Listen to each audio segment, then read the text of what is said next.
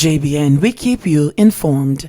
I am Michelle Jones, and in the news, police seize gun and ammo in St. Catherine. The police are reporting that a Taurus 9mm pistol, along with 6 9mm rounds and 12-gauge cartridges, were seized in an operation on Tanner Lane in Portmore, St. Catherine yesterday. The police said one person was taken into custody in relation to the find. His identity is, however, being withheld pending further investigations. Reports are that around 7:30 a.m., several premises were searched and the weapon along with the ammunition was found in a house. St. Thomas teen sentenced to prison after severing boy's penis. The St. Thomas teen, who was arrested and charged for severing the penis of a 6-year-old boy, has been sentenced to 3 years and 7 months behind bars. The convict, who was 16 years old at the time of the offense, in August 2019 was sentenced in the St. Thomas Parish Court on Thursday. He had earlier pleaded guilty. The teen's attorney, Tamika Harris, begged for leniency. She also asked the court to take into consideration the fact that the teen had been in custody since August 2, 2019, and that he pleaded guilty at the first opportunity. She also told the court that the teen was a victim of abuse. The offender, now 17 years old, is to stay at a juvenile correctional center until he reaches 18, when he will be sent to an adult correctional facility. On the evening of August 2, 2019, the father of the 6-year-old boy became concerned after not seeing his son for a while. He made inquiries and was told that his son was last seen in the company of the teenager.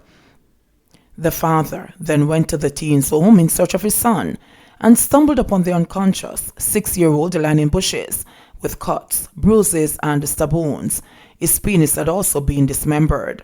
The young boy was rushed to the Princess Margaret Hospital in Morant Bay and later transferred to the Bustamante Hospital for Children in St. Andrew. The severed penis was later found in a bucket of water, and attempts to reattach it was unsuccessful. Policeman on gun and assault charges granted $400,000 bail. Charges have been laid against Constable Fabian Durant in relation to an assault involving 2 men in Belmont District, Lawrence Tavern, St. Andrew. The incident happened on July 28, 2018. Durant was charged on Tuesday with unlawful wounding and assault occasioning actual bodily harm in relation to one matter. He was further charged with illegal possession of firearm, assault at common law, and assault occasioning actual bodily harm.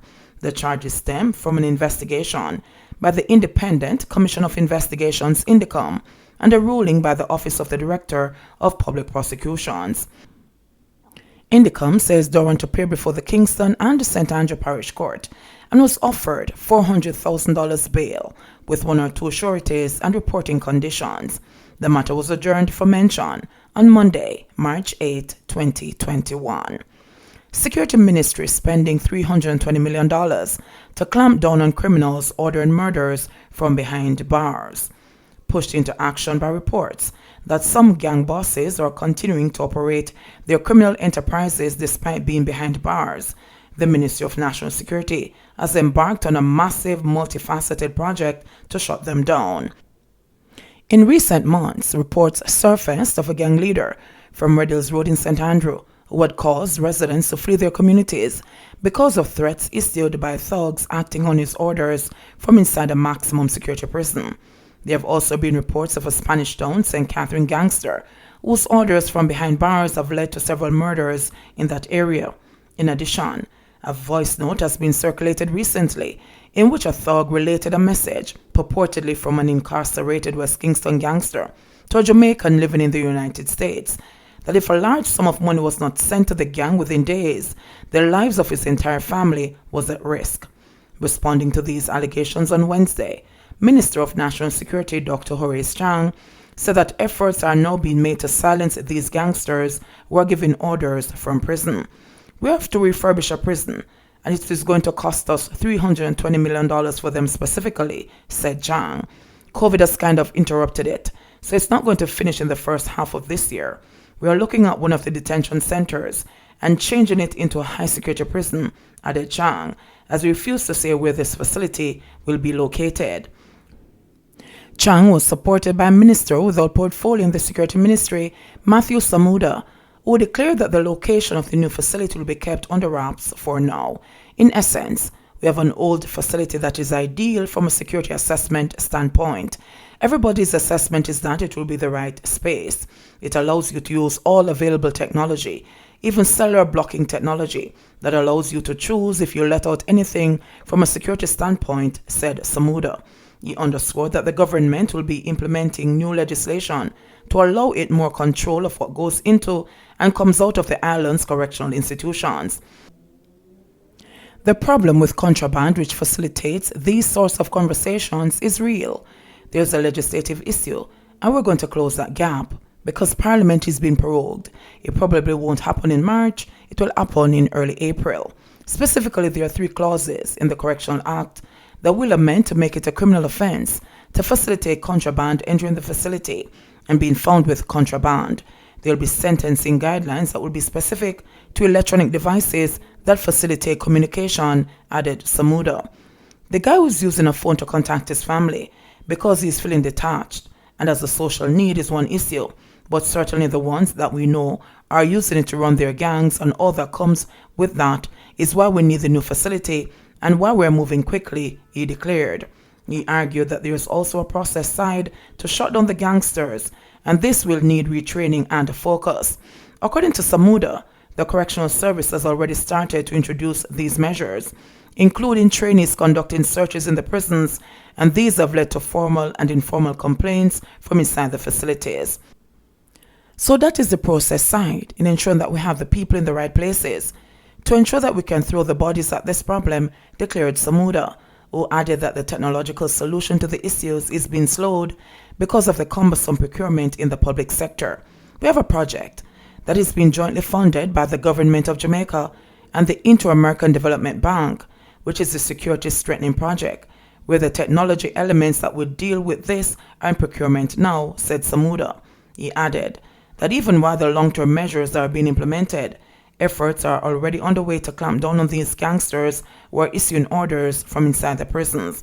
In the past 2 months, we have conducted more searches than would have probably been conducted in a 4-year or 8-year period in the size and scope.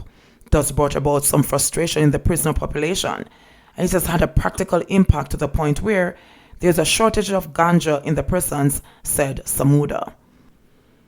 Indicom worried about increase in shooting by soldiers. The Independent Commission of Investigations, Indicom, says there has been a significant increase in the number of fatal shooting incidents involving Jamaica Defence Force, JDF soldiers, during joint operations with the police. Deputy Commissioner for Indicom, Hamish Campbell, highlighted the issue at yesterday's virtual press briefing to discuss the Commission's 4th quarterly report for 2020. He pointed out that though the number was small, the 12 incidents that involved the JDF represents a tripling of the numbers of the past 3 years and was an indication of the outcomes of increased deployment of military personnel on the streets to support police operations. Where they are so deployed, they have to be aware and cognizant of the rules and the necessity for the right of life and the common courtesies of addressing citizens. It's for the JDF to examine and lead and educate their own soldiers in how these matters should be dealt with, Campbell said. He noted that the JDF has a very different disciplinary code than the Jamaica Constabulary Force JCF and is robust in its handling of complaints against soldiers. The JDF must continue with what they are required to do under government's deployment, but they also must be cognizant of how they should behave. More operation time on the street will almost inevitably result in an increase in complaints, he said. A total of 115 people were shot and killed by the security forces last year, 112 involving the JCF and 1 by the Department of Correctional Services. 92 other people were shot and injured, amounting to a total of 207 people shot and killed last year, 38 more than in 2019. The incidents involving the security forces represent a 34% increase over 2019, Campbell noted. He said that in the past decade, 1,520 people have been shot and killed by the security forces, an extraordinary high number of persons killed annually in comparison to the population. The Deputy Commissioner said, though, that while last year's increase was disappointing, it was still lower than the 2 years prior to 2019. The report also showed that in the past 4 years, 120 people were killed in multiple death incidents and 81 firearms recovered. Campbell stressed that this feature of no firearm or no weapon continues to dominate the policy landscape regarding the use of force. Over a third of all citizens shot by the security forces over the past 4 years were not found with any firearm, he said. In 2019, the number of people without a firearm at the time of being shot increased to 42%, then moved to 58% in 2020. In 35 of the incidents where persons shot and killed had weapons other than firearms, such as knives, sticks, and stones. 22 of those persons were said to be of unsound mind. Within the subset of persons without weapons were 5 police officers shot and killed by their colleagues, 9 women and 1 child, Campbell reported. The incidents in which police personnel were shot primarily occurred inside or outside of police stations. During the clearing of weapons, some occurred inside vehicles, the deputy commissioner said. In earlier years, that number was actually higher, Campbell remarked, noting that some of these injuries were not minor and took officers off the job for significant periods. Meanwhile, Indicom said the police has improved in the area of planned operations compared to 5 years ago, when a third of all persons shot and killed arose from planned operations at residences. Jamaica records 263 new COVID-19 cases, 2 deaths. Jamaica recorded 263 new cases of COVID-19 and 2 additional deaths yesterday. This brings the total number of confirmed cases to 16,513 and the death toll to 357. According to the Ministry of Health and Wellness, a 78-year-old man from St. Mary and a 71-year-old man from St. Catherine, who were previously under investigation, were the country's latest fatalities. Of the 263 newly reported cases, there were 114 males and 149 females, with ages ranging from 1 day to 87 years. The cases were recorded in Kingston and St. Andrew 70, St. Catherine 64, Manchester 46, Clarendon 32, St. Anne 20, St. Elizabeth 12, and Trelawney 7. Westmoreland and St. James each recorded 1 new case, while Hanover and Portland recorded 1 each.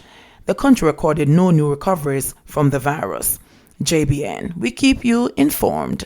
Please remember, subscribe, like, share, leave us a comment, and click the notification bell to receive our daily news items.